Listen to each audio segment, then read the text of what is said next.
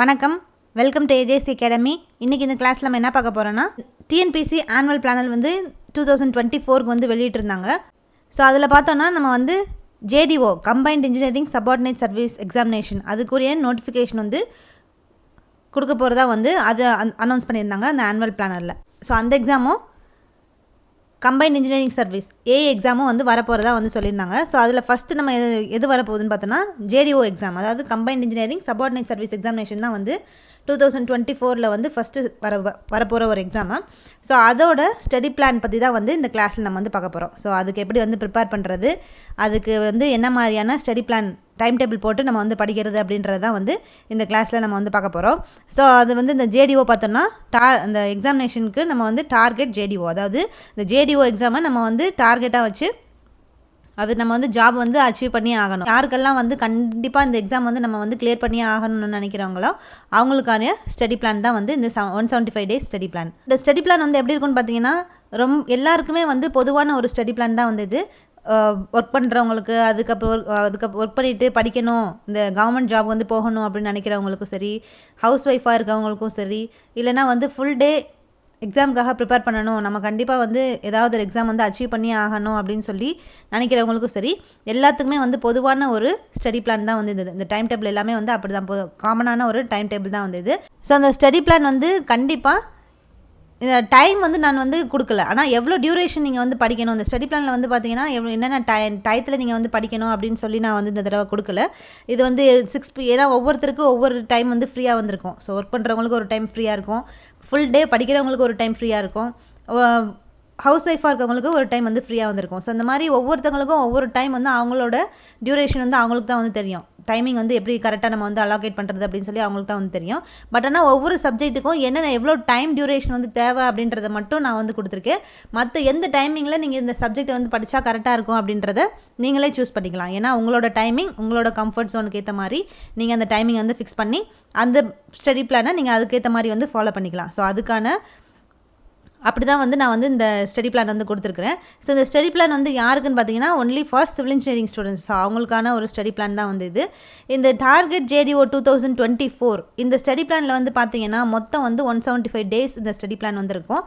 அதுக்கப்புறம் அது எத்தனை வீக்ஸ் வந்து இந்த 175 டேஸ் இருக்குன்னு பார்த்தீங்கன்னா 25 வீக்ஸ் வந்து கவர் ஆகிருக்கும். டெய்லி வந்து ஸ்டடி பிளான் வந்து இருக்கும். டெய்லி ஷெடியூல் தான், வீக்லி அதாவது டெய்லி ஷெடியூல் வீக் வைஸாக தனித்தனி ஒவ்வொரு வீக்காக வந்து கொடுத்துருப்பேன். ஸோ அந்த மாதிரியான ஒரு ஸ்டடி பிளான் தான் வந்தது. நம்மளுக்கு எக்ஸாம் நோட்டிஃபிகேஷன் வந்து எந்த மந்த் வந்து ரிலீஸ் பண்ணுறதா வந்து சொல்லியிருக்காங்கன்னா, ஆனுவல் பிளானரில் வந்து ஏப்ரல் 2024 ஏப்ரல் மந்த்து 2024 வந்து ரிலீஸ் பண்ணுறதா வந்து சொல்லியிருக்காங்க. எக்ஸாமினேஷனோட மந்த் வந்து எப்போ எக்ஸாம் வந்து கண்டக்ட் பண்ணுறதா சொல்லியிருக்காங்கன்னா ஜூலையில் கண்டக்ட் பண்ணுறதா வந்து சொல்லியிருக்காங்க. ஸோ இந்த மாதிரி தான் வந்து நம்மளுக்கு எக்ஸாம் வந்து எந்த நோட்டிஃபிகேஷன் எந்த மந்தில் வந்து நோட்டிஃபிகேஷன் வரப்போகுது, எப்போ எக்ஸாமினேஷன் வந்து கண்டக்ட் பண்ண போகிறாங்க அப்படின்னு சொல்லி எல்லாமே ஆனுவல் பிளானரில் வந்து கொடுத்துட்டாங்க. ஸோ அதை பேஸ் பண்ணி நம்ம வந்து படிக்க ஸ்டார்ட் பண்ணிடணும். இந்த ஸ்டடி பிளானை வந்து எல்லாருமே ஃபாலோ பண்ணணும் அப்படின்னு எல்லாருக்குமே வந்து கண்டிப்பாக இதை தான் நீங்கள் வந்து ஃபாலோ பண்ணி படிக்கணும் அப்படின்லாம் வந்து கிடையாது. யாருக்கெல்லாம் வந்து இந்த ஒரு ஐடியாவே வந்து கிடையாது, இந்த எக்ஸாம் பற்றி ஒரு ஐடியாவே கிடையாது, பட் ஆனால் நம்ம வந்து கண்டிப்பாக ஒரு நல்ல ஜாபுக்கு வந்து போகணும் அப்படின்னு சொல்லி நினைக்கிறவங்களுக்கெல்லாம் இந்த ஸ்டடி பிளான் வந்து ஹெல்ப்ஃபுல்லாக வந்திருக்கும். மற்றவங்க நீங்கள் வந்து ஸ்டடி பிளான் வந்து வேறு ஏதாவது ஸ்டடி பிளான் நீங்களே வந்து தனியாக வந்து டைம் டேபிள் போட்டு வந்து படிக்க ஸ்டார்ட் பண்ணிட்டீங்க அப்படின்னா அதை நீங்கள் வந்து ஃபாலோ பண்ணிக்கோங்க.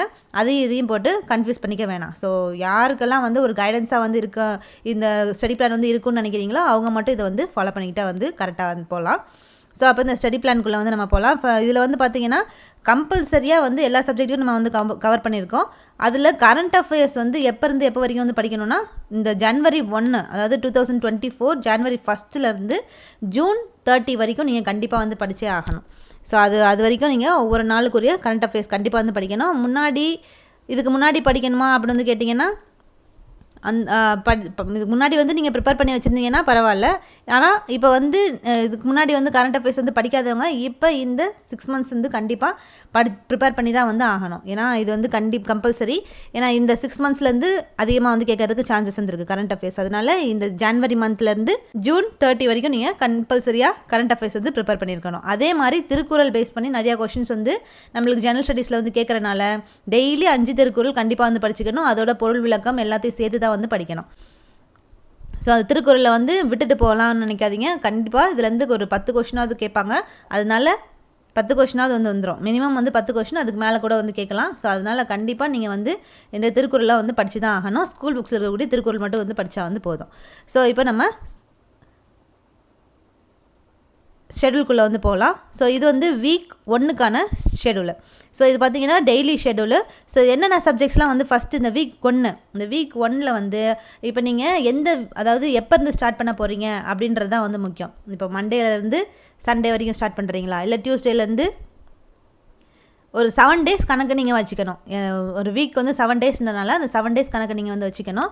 அந்த 7 டேஸ் சைக்கிளில் நீங்கள் கம்ப்ளீட் பண்ணியிருக்கணும். அந்த இப்போ மண்டேலேருந்து நீங்கள் கேல்குலேட் பண்ணாலும் சரி, இல்லை டியூஸ்டே இப்போ வெனஸ்டேலேருந்து கேல்குலேட் பண்ணாலும் சரி, எப்போனாலும் நீங்கள் வந்து அதோட சைக்கிளில் நீங்கள் வந்து 7 டேஸ் சைக்கிளில் நீங்கள் கம்ப்ளீட் பண்ணதுக்கப்புறம் தான் நெக்ஸ்ட் வீக்குரிய ஸ்டடி பிளானுக்கு நீங்கள் வந்து போகணும். ஸோ இந்த ஒரு வீக்கில் நீங்கள் என்னென்ன இப்போ போர்ஷன் வந்து படிக்கணும் அப்படின்றது நான் வந்து அந்த வீக்குரிய போர்ஷன் எல்லாமே வந்து கொடுத்துருக்கேன். ஸோ அந்த வீக்கில் நீங்கள் கண்டிப்பாக படித்து முடிச்சிருக்கணும். அதை தாண்டி நீங்கள் வந்து எக்ஸ்டெண்ட் பண்ணி எடுத்துகிட்டு போகக்கூடாது.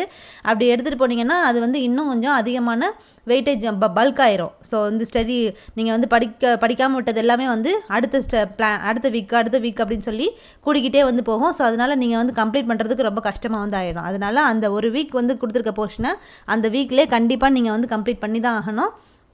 அதை கம்ப்ளீட் பண்ணி ரிவிஷனுக்கும் 2 நாள் டைம் கொடுத்துருக்கேன். அதையும் நீங்கள் அந்த 2 நாளில் இந்த 5 நாள் படிக்க வேண்டிய போர்ஷன் நீங்கள் வந்து விட்டு போச்சு அப்படின்னா அந்த 2 நாளில் நீங்கள் கம்ப்ளீட் பண்ணி ரிவிஷன் வந்து பண்ணிடணும். எவ்வளோக்கு எவ்வளோ ரிவிஷன் பண்ணுறோமோ அவ்வளோக்கு நம்மளுக்கு தான் நல்லது. அதனால் ரிவிஷனுக்கும் நிறையா டைமிங் வந்து கொடுத்துருக்குது. ஸ்டடி நீங்கள் எவ்வளோ போர்ஷன்ஸ் நீங்கள் வந்து படிக்கணும் அப்படின்றதையும் கரெக்டாக பேஸ் பண்ணி தான் வந்து கொடுத்துருக்குறேன்.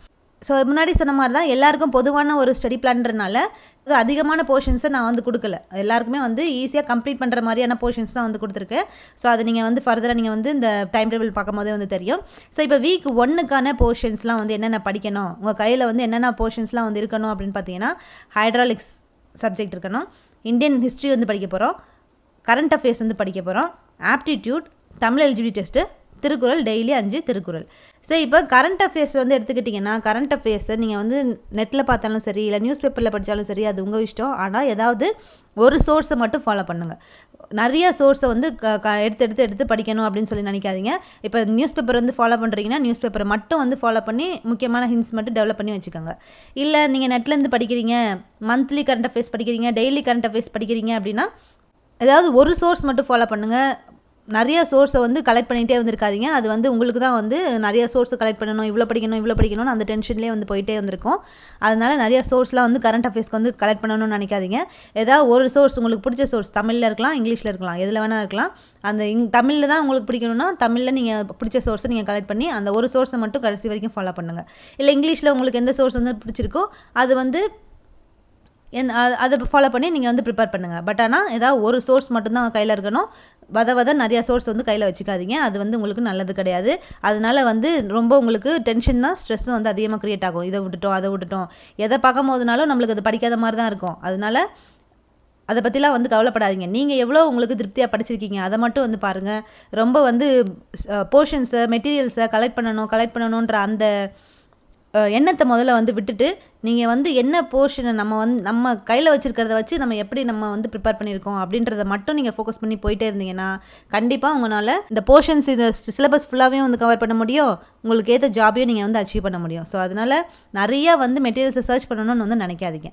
அப்போ இன்றைக்கி இந்த ஃபஸ்ட்டு வீக்கான என்னென்ன சப்ஜெக்ட்ஸ்லாம் நம்ம வந்து படிக்க போகிறோம்னு பார்த்தீங்கன்னா, hydraulics, Indian history, current affairs, aptitude, Tamil eligibility test, அதுக்கப்புறம் வந்து திருக்குறள், டெய்லி 5 திருக்குறள், இதெல்லாம் வந்து நம்ம படிக்க போகிறோம். ஸோ அப்போ இதுக்கு கூடிய போர்ஷன்ஸ்லாம் வந்து என்னென்ன, அந்த வீக் 1க்குரிய போர்ஷன்ஸ்லாம் வந்து என்னென்ன அப்படின்னு பார்த்தீங்கன்னா, ஃபஸ்ட்டு நீங்கள் 2 மணி நேரம் வந்து எந்த சப்ஜெக்ட்டுக்காக ஒதுக்குறீங்கன்னா, டே 1 எதுக்கு ஒதுக்குறீங்கன்னா சிவில் இன்ஜினியரிங்காக ஒதுக்கிக்கோங்க. அது எந்த டைமிங்ன்றதை முன்னாடி சொன்ன மாதிரி எந்த டைமிங்ன்றதை நீங்கள் அலோகேட் பண்ணிங்க. மார்னிங் சில பேருக்கு வந்து 4 to 5 வெள்ளனா வந்து எந்திரிச்சு படிக்கிறதுக்கு ஈஸியாக வந்துருக்கும். சில பேர் நைட் ஸ்டடி பண்ணுவீங்க, 12 to 1, 12 to 2 அப்படின்னு சொல்லி நைட் ஸ்டடிலாம் வந்து பண்ணுவீங்க. ஸோ அவங்களுக்கு தகுந்த மாதிரியான டைமிங் வந்து நீங்கள் பிரித்து எந்த டயத்தில் என்ன படித்தா உங்களுக்கு யூஸ்ஃபுல்லாக இருக்குன்றதை நீங்களே வந்து பிரித்து இந்த டைம் அலோகேட் பண்ணி படிச்சுக்கோங்க. பட் ஆனால் சிவில் இன்ஜினியரிங்க்கு கண்டிப்பாக 2 hours வந்து ஒதுக்கிக்கோங்க. ஸோ அதில் ஃபஸ்ட்டு டே 1 வந்து என்ன போர்ஷன் வந்து படிக்கணும்னா, மெஷர்மெண்ட் ஆஃப் ப்ரெஷர். ஸோ வந்து ப்ரெஷர் டாபிக் இருக்குல்ல ஹைட்ராலிக்ஸில், அந்த ஃப்ளூயிட் மெக்கானிக்ஸ், ஹைட்ராலிக்ஸ் எல்லாமே வந்து சேம் தான். ஸோ அப்போ ப்ரெஷர் டாபிக் தான் நீங்கள் ஃபஸ்ட்டு வந்து நீங்கள் படிக்க போகிறீங்க டே 1ல். அது வந்து 2 மணி நேரம் வந்து படிச்சுக்கோங்க. அதுக்கப்புறம் கரண்ட் அஃபேர்ஸுக்காக வந்து 1 மணி நேரம் வந்து ஒதுக்கிக்கோங்க. அது வந்து நீங்கள் நோட்ஸ் கலெக்ட் பண்ணி வந்து படித்தாலும் சரி, இல்லை மெட்டீரியல் கலெக்ட் பண்ணி வந்து படித்தாலும் சரி. ஸோ அது வந்து ஜான்வரி 1க்கான கரண்ட் அஃபேர்ஸு 1 மணி நேரம், கரண்ட் அஃபேர்ஸ்க்கான டைமிங் வந்து டியூரேஷன் வந்து 1 மணி நேரம் ஒதுக்கிக்கோங்க. அதுக்கப்புறம் ஜென்ரல் ஸ்டடீஸில் நீங்கள் வந்து டே 1 வந்து என்ன படிக்க போகிறீங்கன்னு பார்த்தீங்கன்னா இந்தியன் ஹிஸ்ட்ரியில் இண்டஸ் வேலி சிவிலைசேஷன். ஸோ அதுக்கு வந்து ஜென்ரல் ஸ்டடீஸ்க்காக எவ்வளோ நேரம் வந்து டியூரேஷன் வந்து ஒதுக்க போகிறீங்கன்னா 2 hours. ஸோ எதனால் வந்து சிவில் இன்ஜினியரிங்க்கு எவ்வளோ நம்ம வந்து இம்பார்ட்டன்ஸ் கொடுக்குறோமோ அதே போல் தான் ஜென்ரல் ஸ்டடீஸ்க்கும் வந்து கொடுக்கணும். ஸோ மார்க் வந்து அதிகமாக கெயின் பண்ணி ஹெல்ப் பண்ணுறது எதுன்னு பார்த்தோம்னா நம்மளுக்கு ஜென்ரல் ஸ்டடீஸ் தான். ஸோ அதனால் ஜென்ரல் ஸ்டடீஸ்க்கும் நம்ம வந்து ஈக்குவலண்ட்டான டியூரேஷன் ஒதுக்க தான் செய்யணும். ஸோ அப்போ ஜென்ரல் ஸ்டடீஸில் வந்து டே 1ல் இண்டஸ் வேலி சிவிலைசேஷன் நீங்கள் வந்து படிச்சுக்கோங்க. 2 மணி நேரம் வந்து ப்ரிப்பேர் பண்ணி அதுக்கு நோட்ஸ் நீங்கள் எடுத்து வச்சு படித்தாலும் சரி, இல்லை ஏதாவது நோட்ஸ் உங்களுக்கு மெட்டீரியல் வச்சுருந்தீங்கன்னா அதை நீங்கள் ப்ரிப்பேர் பண்ணிக்கோங்க. எப்போவுமே ஆப்டிடியூடுக்கு 1 மணி நேரம் வந்து ஒதுக்கிடணும். ஸோ அது எந்த டைம் அப்படின்றத நீங்கள் வந்து ஃபிக்ஸ் பண்ணிக்கோங்க. அதில் ஃபஸ்ட் டே வந்து என்னென்னு பார்த்தீங்கன்னா ரேஷியோ அண்ட் ப்ரொபோர்ஷன். ஸோ அதில் இருக்கக்கூடிய சம்ஸ் எல்லாத்தையும் வந்து ஒர்க் அவுட் பண்ணி பாருங்கள். அடுத்து தமிழ் எல்ஜிபி டெஸ்ட் வந்து அதுக்கு தமிழ் எல்ஜிபி டெஸ்ட் வந்து படிக்கிறதுக்கு எவ்வளோ நேரம் வந்து ஒதுக்க போகிறோன்னா 1 மணி நேரம் வந்து ஒதுக்க போகிறோம். அது வந்து பிரித்தெழுதுக சேர்த்தெழுதுக. ஸோ அந்த டாபிக் வந்து படிக்கணும். இதுதான் வந்து டே 1க்கான போர்ஷன்.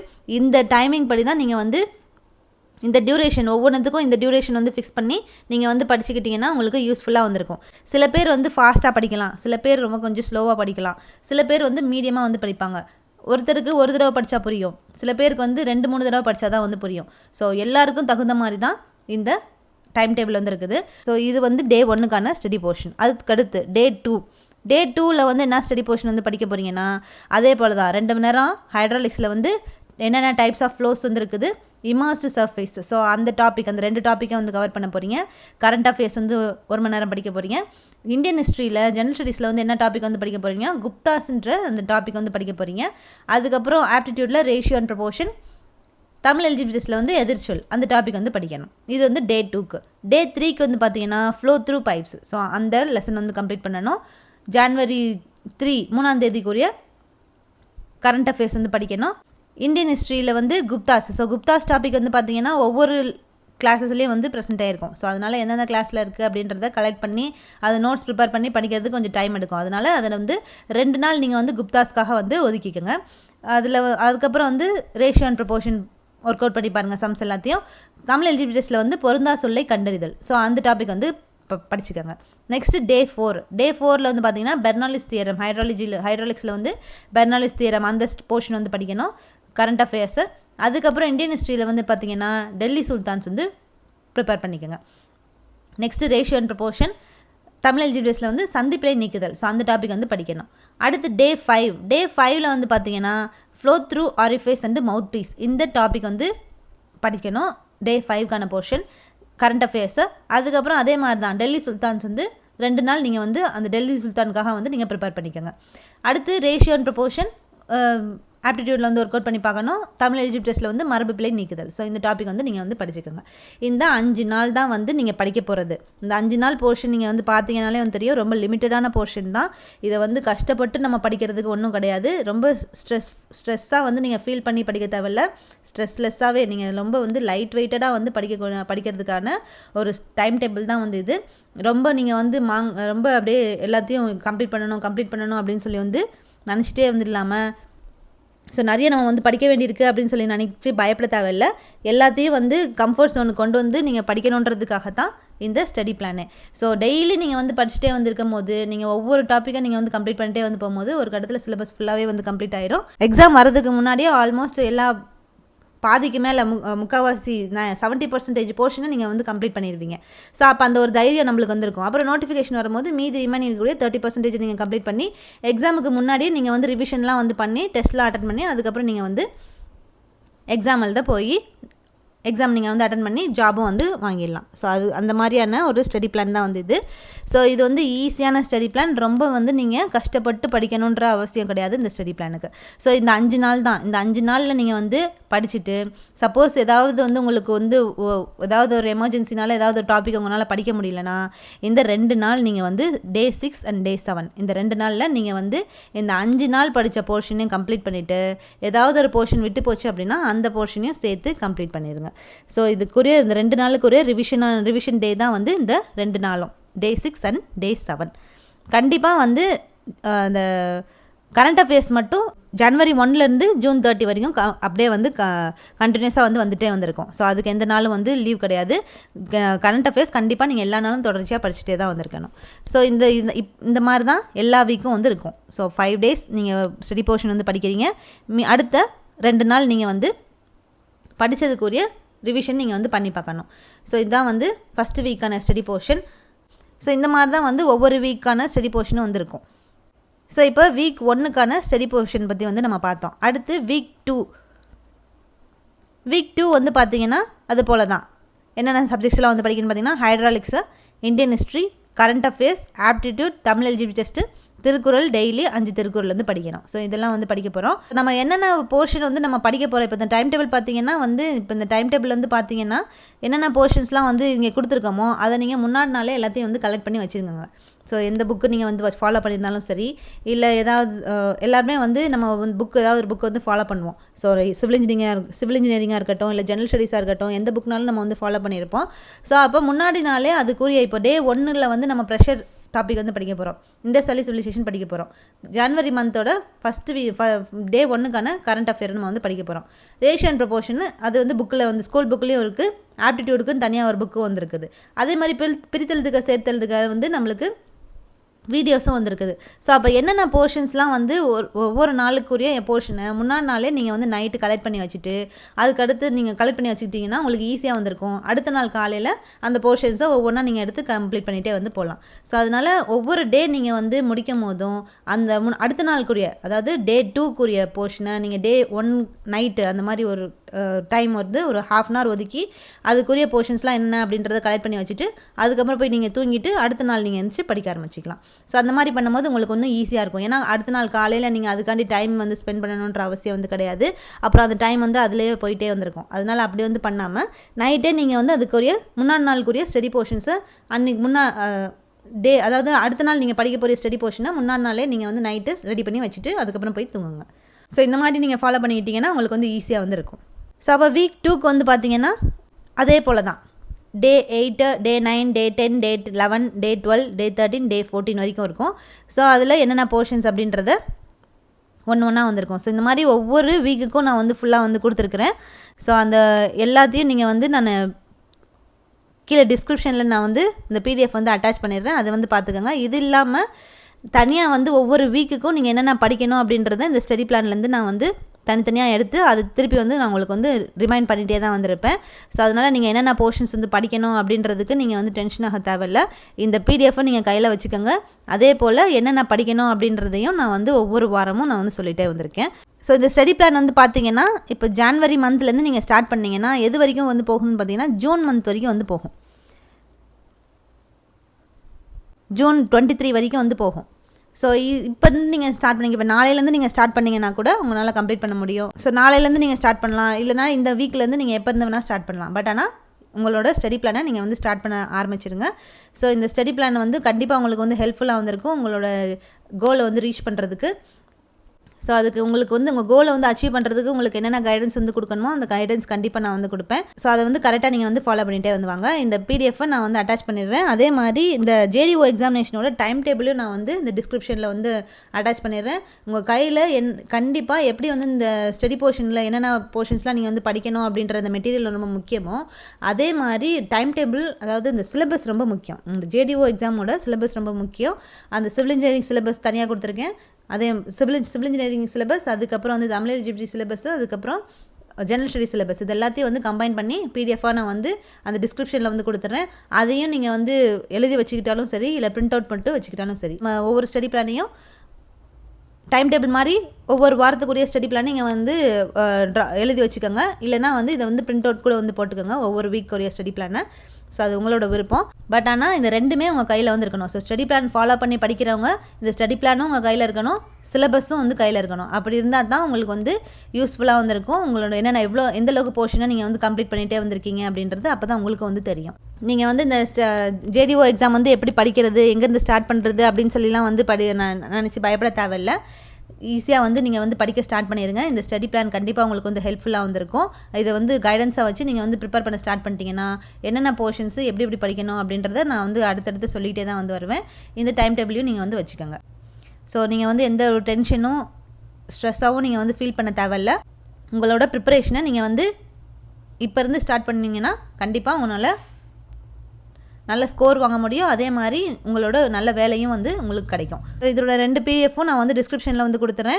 இந்த ஃபுல் பிடிஎஃப் வந்து ஃபுல்லாக டீட்டெயிலாக வந்து ஒவ்வொரு வீக்கோட ஸ்டடி பிளானையும் நான் வந்து அந்த ஒவ்வொரு வீக் வரும்போது நான் வந்து அதோட டீட்டெயிலாக இந்த மாதிரி வந்து சொல்லிகிட்டே வந்திருக்கேன். இப்போ வீக் 1க்கு ஸ்டடி பிளான் வந்து நான் வந்து சொல்லியிருக்கேன். ஸோ அதை நீங்கள் வந்து ப்ரிப்பேர் பண்ண ஸ்டார்ட் பண்ணிடுங்க.